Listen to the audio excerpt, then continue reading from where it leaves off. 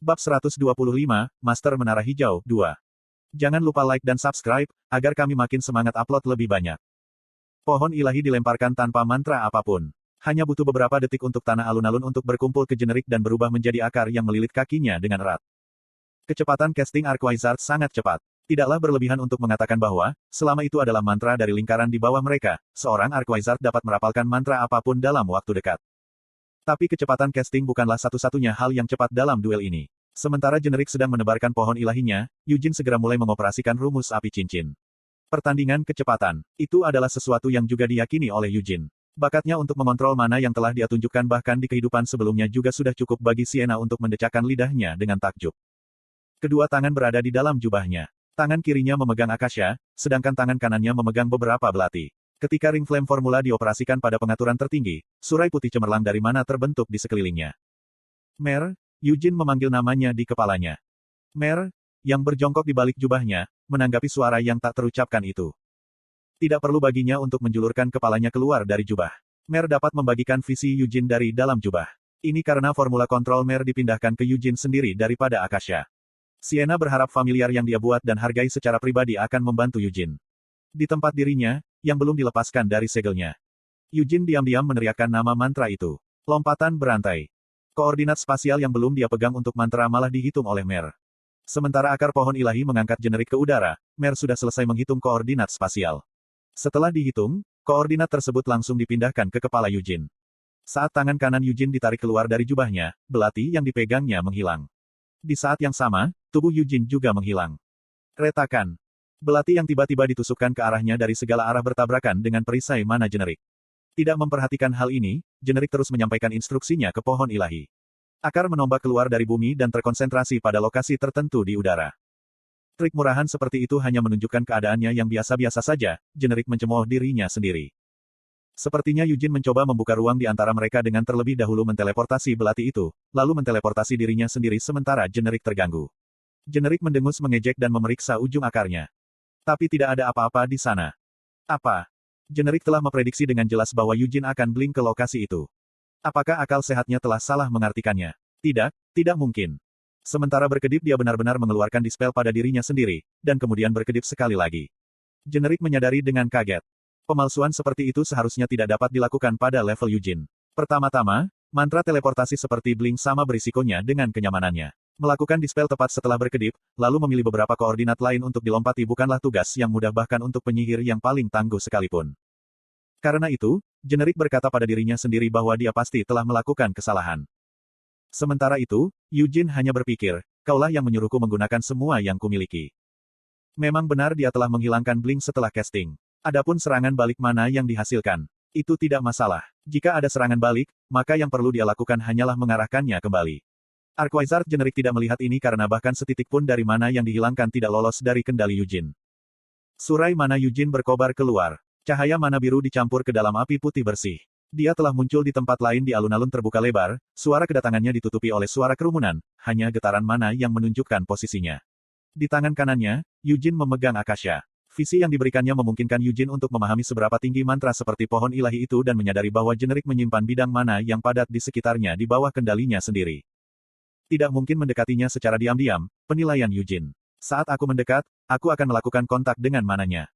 Dari sana, itu akan tergantung pada perbedaan antara kecepatan reaksi mereka. Bahkan jika generik memperhatikan pendekatannya, Yujin hanya perlu lebih cepat daripada upaya apapun untuk membuatnya tidak terjangkau. Ledakan.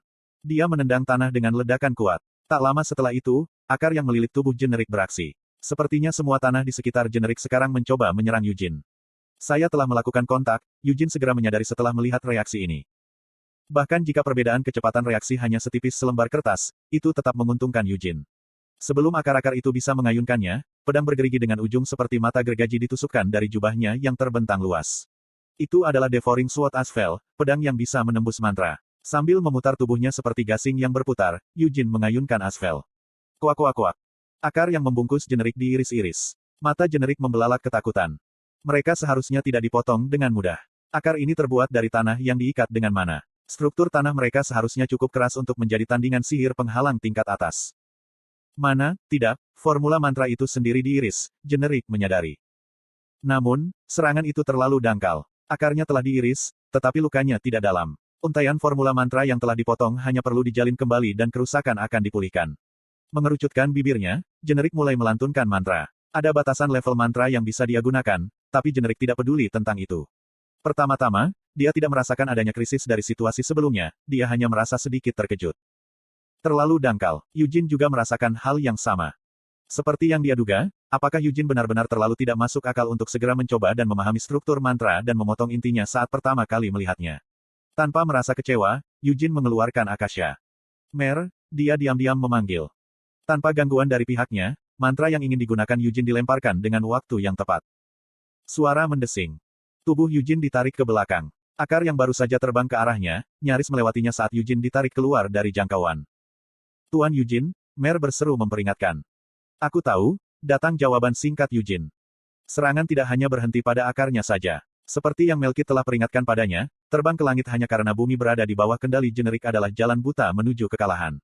Saat bertarung melawan penyihir yang terbang bebas melintasi langit, jenis mantra yang dirancang untuk mengikat kaki mereka atau membuat mereka jatuh kembali ke tanah tidak terhitung banyaknya.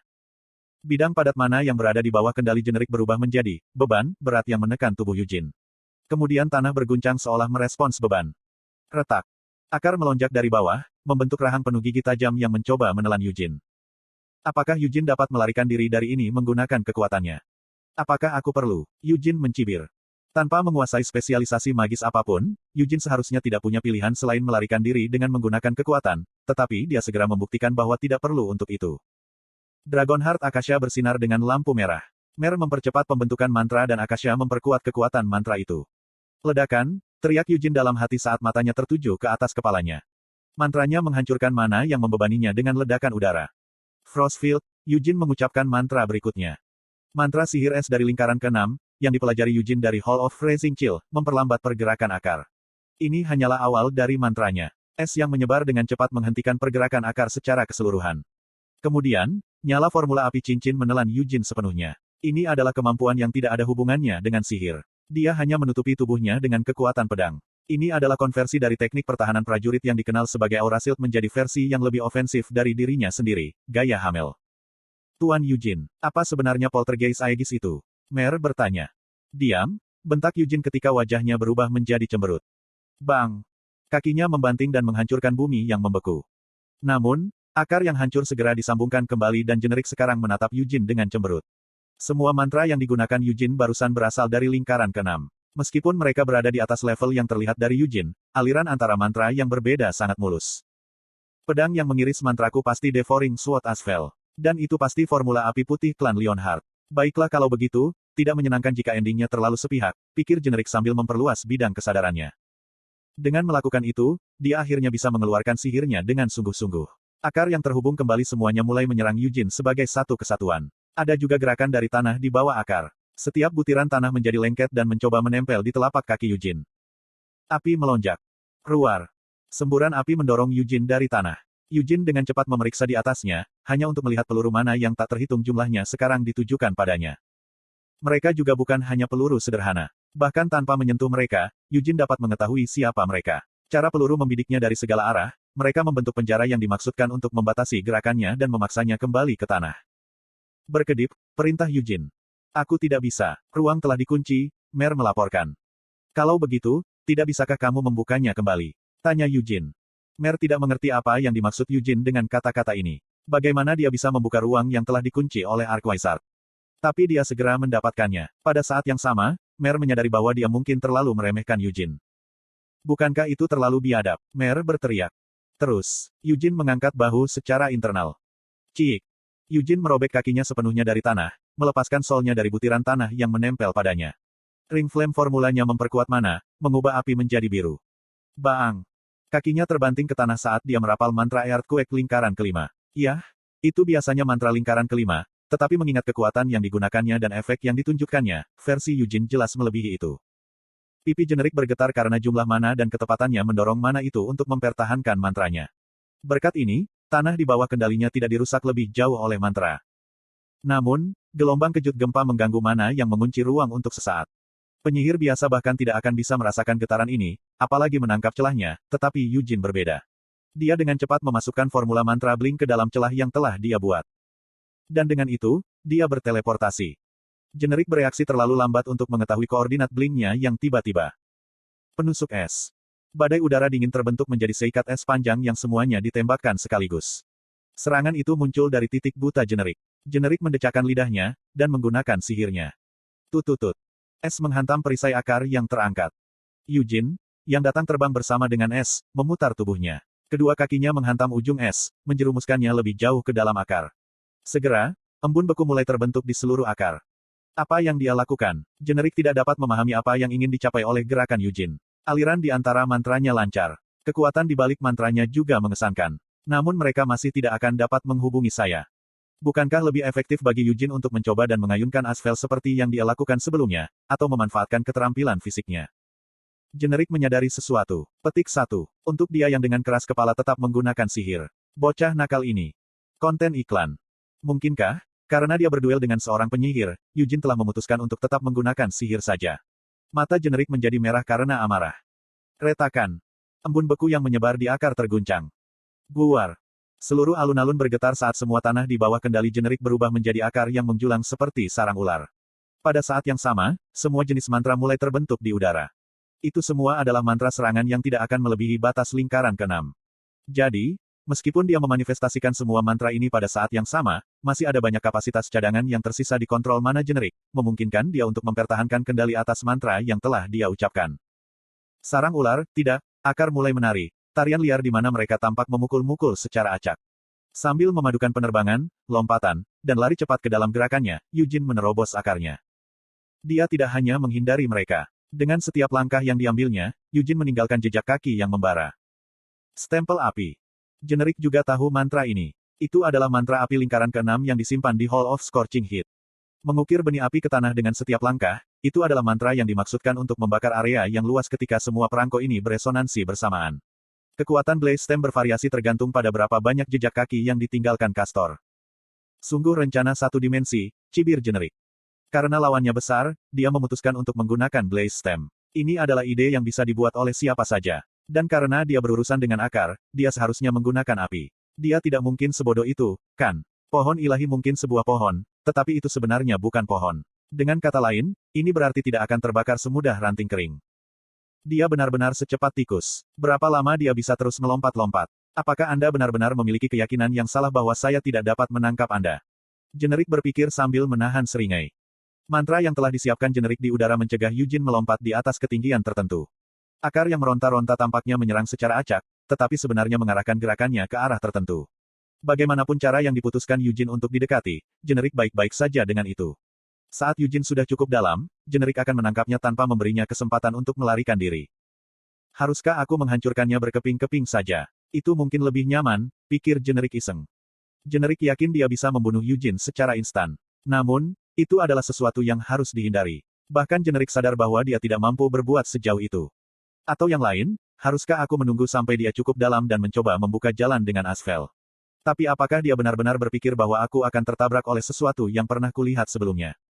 Pertempuran, pada akhirnya, adalah tantangan kecerdasan. Mengetahui berapa banyak kartu yang mereka pegang masing-masing dan mampu melihat beberapa langkah di depan lawan adalah faktor terpenting dalam pertempuran. Generik sangat menyadari betapa pentingnya ini. Dia percaya bahwa dia telah mendapatkan ukuran penuh Eugene, dan bahwa dia melihat cukup jauh ke depan lawan mudanya. Dia belum memanggil roh, Generik memperhatikan.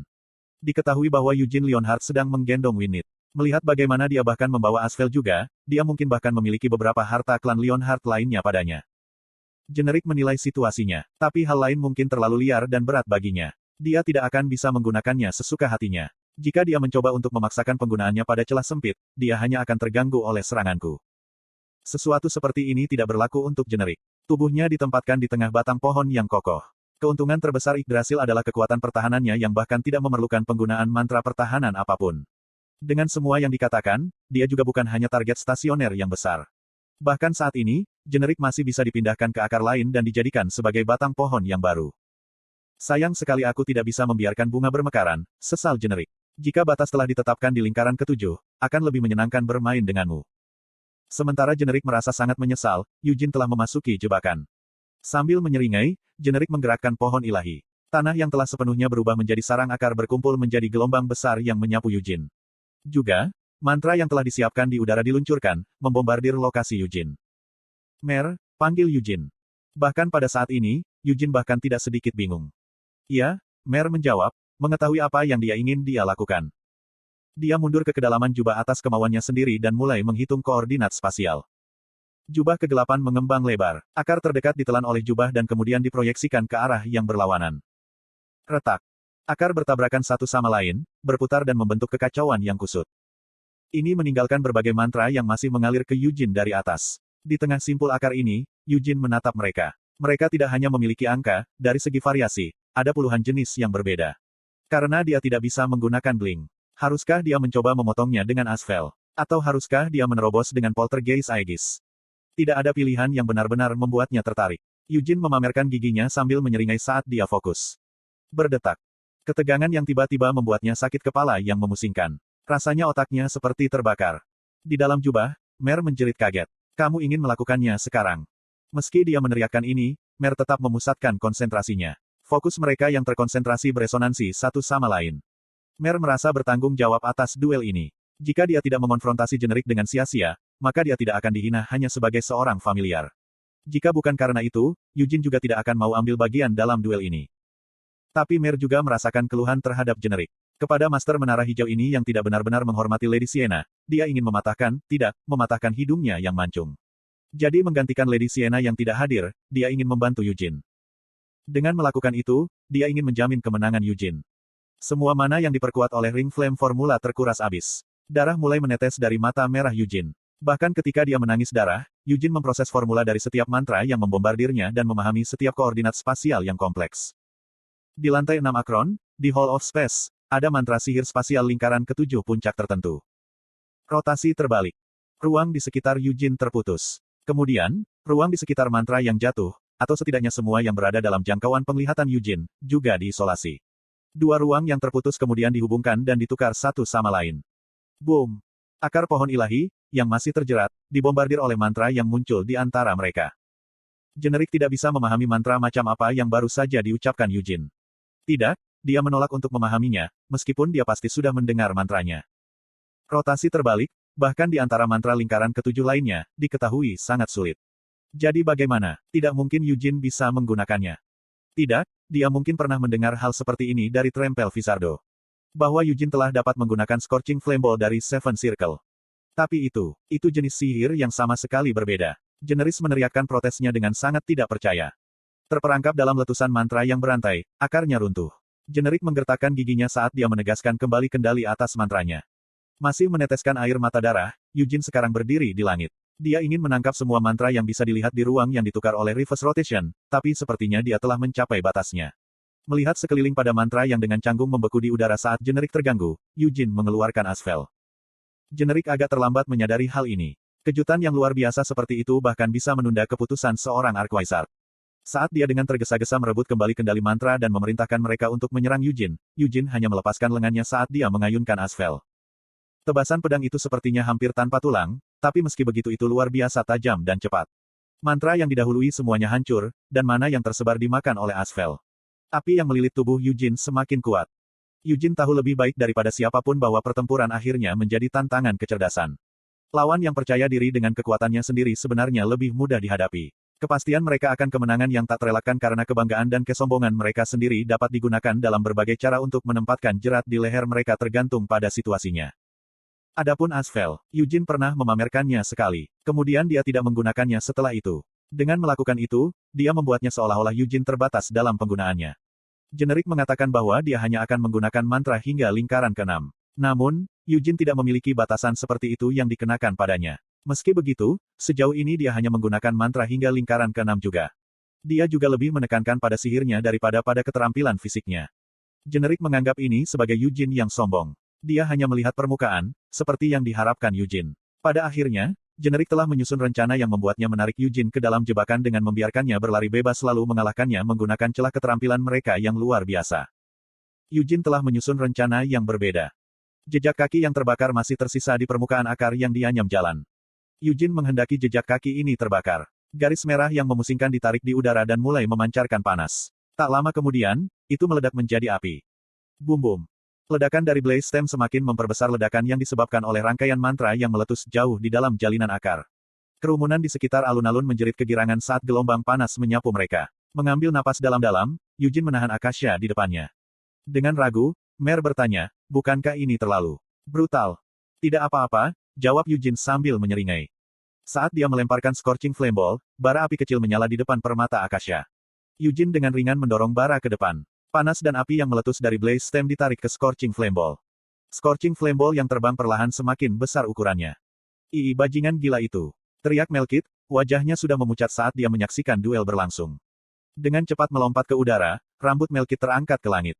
Gruowan. Tanah tempat para penonton berdiri bergetar. Raja Roh Bumi telah turun atas panggilan Melkit. Raja Roh Bumi menerima perintah dari kehendak Melkit dan mulai bergerak. Crash. Sebuah dinding besar bumi bangkit di depan orang banyak. Apakah itu cukup? Melkit dengan cemas bertanya pada dirinya sendiri. Melkit bukan satu-satunya yang bergerak untuk melindungi kerumunan. Tidak diketahui kapan tepatnya mereka tiba, tetapi Master Menara Biru, Kiridus Yuzilen, dan Master Menara Hitam, Balzac Lutbet, juga terbang ke langit. Keduanya saling bertukar pandang, lalu menerapkan mantra penghalang mereka sendiri ke benteng tanah yang telah dibuat oleh Melkit. Generik mengerang, aliran mana sangat kuat. Generik memelototi Scorching Flame Ball yang mendekat saat ukurannya terus membesar. Apakah mungkin dispel? Tidak, sudah terlambat. Sekarang mantranya telah tumbuh begitu besar, tidak ada gunanya mencoba meruntuhkannya. Dia tidak punya pilihan selain mencoba dan mendorongnya mundur. Bibir Generik bergerak cepat, sambil memerintahkan setiap akar yang masih bisa bergerak ke atas, dia juga berusaha merapalkan mantra. Tempes, panggil Eugene saat tangan kirinya muncul dari jubahnya. Wajah Generik memucat saat dia melihat pedang indah berwarna biru keperakan yang dipegang Eugene di tangannya dan mendengar nama yang diucapkan Eugene. Kemarilah dan dorong itu, perintah Eugene dengan berani. Angin mulai bergolak dengan gila-gilaan saat Raja Roh Angin turun ke pesawat ini. Seolah memamerkan perawakannya yang bermartabat kepada semua orang, Tempest muncul berdiri di samping Eugene. Eugene menyipitkan matanya saat udara panas menyapu pipinya dan menggerutu. Berhentilah bertingkah keren dan doronglah. Ahem, Tempest terbatuk karena malu dan mengulurkan satu tangan ke Scorching Flame Ball. Angin mengamuk muncul dari jari-jarinya dan membuat kontak dengan bola api. Saat dia melihat ini, Generik menyadari bahwa tidak mungkin untuk terus melawan dengan mengandalkan pohon ilahi. Ledakan api melambung tinggi ke udara.